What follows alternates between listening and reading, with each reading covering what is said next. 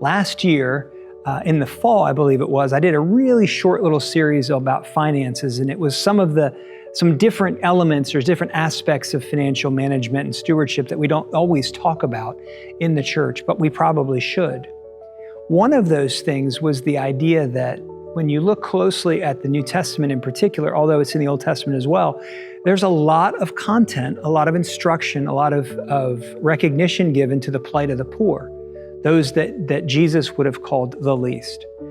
And out of that particular message, I challenged you, I challenged myself, and I challenged ultimately our Grace Church family as a whole to give 1% of our income away to those who would be considered the least or poor or in need.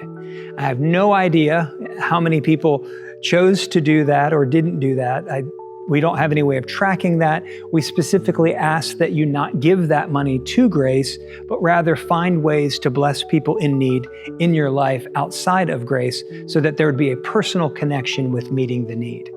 Well, I'm coming to you this morning to give a follow-up message briefly about what we are doing as a church now in regard to that 1% of our giving to the least. Every month when people give to Grace Church, those monies are going to different missions and different expenses and all the different overhead and everything that you already know about.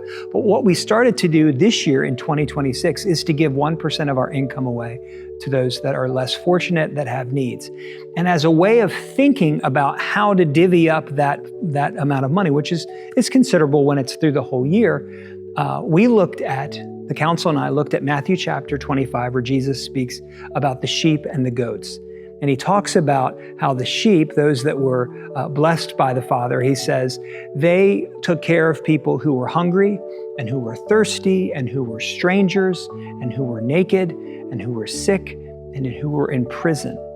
And so using that as a template, we decided to take that 1% offering that comes in every month, 1% of the monthly giving at Grace, and to divide it 6 ways and to give to ministries that roughly or loosely connected to these 6 elements that Jesus talks about in Matthew 25.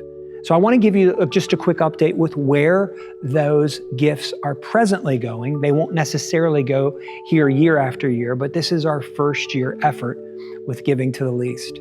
So for our 1/6 of our 1% goes to those that are hungry, and specifically we're giving that to the Springfield Dream Center, which is a ministry on the north side of town that does provide after-school meals and meals for seniors. We've been wanting to partner with them because of the good work that they're doing, and this was a way for us to begin that process.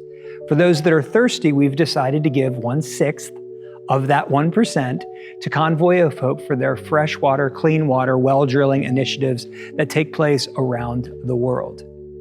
For the stranger, that was a little bit more of a challenging one, but we found this wonderful campus. It's a ministry of Life 360 Church. One of their campuses is called All Nations, and that congregation, as part of the Life 360 family, specifically caters to those who are immigrants, those who are new to the country, those that don't speak English. That ministry, that campus ministry is for those people. And so we are for them because they are directly helping those who are strangers to our culture. Those that are naked, we have decided to use our Veterans Coming Home Center connection. That's a place where we do, some of the ladies at the church provide a meal once a month there. They also have a clothes closet, and so we will become a resource to helping keep on a regular basis. 1/6 of our 1% each month will go to the Veterans Coming Home Center to help them stay stocked up. Also, for those that are sick, we've decided to partner with a local ministry called Isabel's House. Many of you are familiar with it here in Springfield, and they do all kinds of different things, not just with sick children, but with children generally, helping them, intervening in really incredible crisis-type situations, certainly with those that are sick, if not in body, certainly in emotions and in mind. And then finally, we've decided to give 1/6 of our 1% each month to Prison Fellowship, which is obviously, if you're not aware, the foremost prison ministry in the United States and does a fantastic job connecting with prisoners, those behind the walls of prisons and jails, bringing the gospel to them.